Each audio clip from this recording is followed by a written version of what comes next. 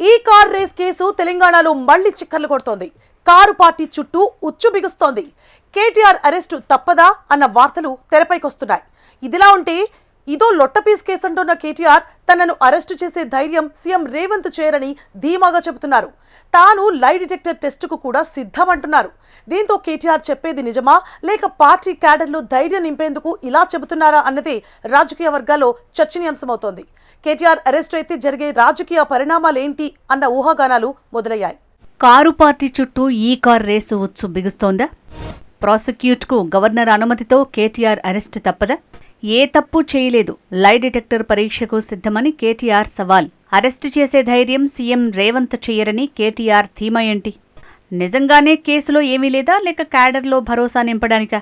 ఒకవేళ కేటీఆర్ అరెస్ట్ అయితే జరిగే పొలిటికల్ పరిణామాలేంటి? తెలంగాణలో ఫార్ములా ఈ కార్ రేస్ కేసు అంతకంతకు ఇంట్రెస్టింగ్గా మారుతోంది.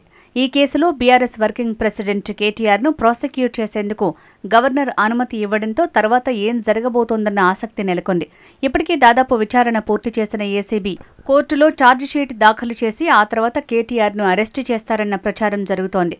అంతేకాకుండా ఫార్ములా ఈ కార్ రేస్ కేసులో కేటీఆర్పై నాన్ బెయిలబుల్ సెక్షన్లతో ఎఫ్ఐఆర్ నమోదు కావడంతో కోర్టులో బెయిల్ వచ్చే వరకు జైలుకు వెళ్లాల్సి వస్తుందన్న టాక్ వినిపిస్తోంది.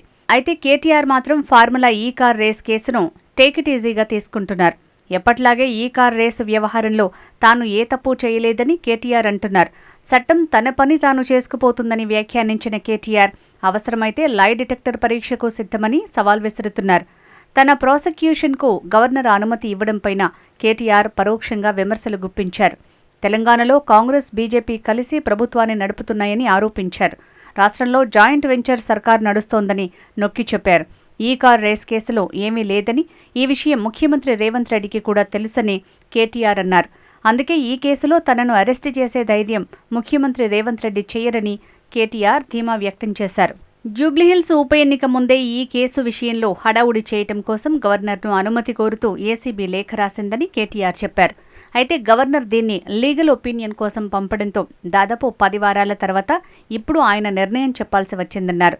అయినా ఈ కేసులో తనను ఏమీ చేయలేరని కేటీఆర్ చెప్పడంపై రాజకీయ వర్గాల్లో చర్చ జరుగుతోంది.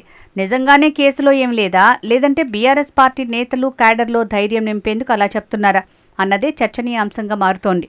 ఎందుకంటే స్థానిక సంస్థల ఎన్నికలు జరిగే ఈ తరుణంలో కేటీఆర్ అరెస్ట్ అవుతారని, జైలుకు వెళ్తారని ప్రచారం జరుగుతుండడం పట్ల బీఆర్ఎస్ క్యాడర్ మాత్రమే కాదు ముఖ్య నేతలు కూడా ఆందోళన చెందుతున్నారు. అందుకే వాళ్లలో ధైర్యం నింపేందుకు కేటీఆర్ ఇలా చెప్తున్నారన్న టాక్ వినిపిస్తోంది. ఈ కార్ రేసు విషయంలో ఇప్పటికే ఏసీబీ 2 సార్లు, ఈడీ ఒకసారి విచారణ చేపట్టింది. ఆ విచారణకు తాను పూర్తిగా సహకరించానని, అప్పుడు జరిగిన లావాదేవీలు, తీసుకున్న నిర్ణయాలపై అధికారులకు చెప్పానని కేటీఆర్ చెప్తూ వస్తున్నారు.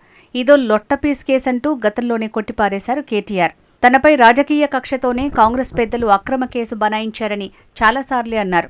అయితే ఈ వ్యవహారంలో కేటీఆర్ అరెస్టు కాబోతున్నారని గతంలో పెద్ద దుమారమే చెలరేగింది.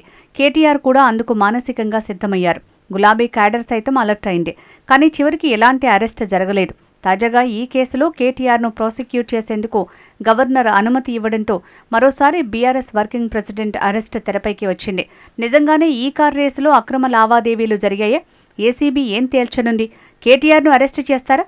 ఒకవేళ అరెస్ట్ అయితే రాజకీయంగా తర్వాత జరిగే పరిణామాలేంటి అనే చర్చ జోరుగా సాగుతోంది. ఇదిలా ఉంటే నన్ను అరెస్టు చేసే ధైర్యం రేవంత్ రెడ్డికి లేదు, నా అరెస్టు జరగదు, ఈ కార్ రేసులో ఏమీ లేదు అని రేవంత్కి కూడా తెలుసని కేటీఆర్ అంత ధీమాగా చెప్తుండటం పొలిటికల్ సర్కిల్లో హాట్ టాపిక్గా మారింది.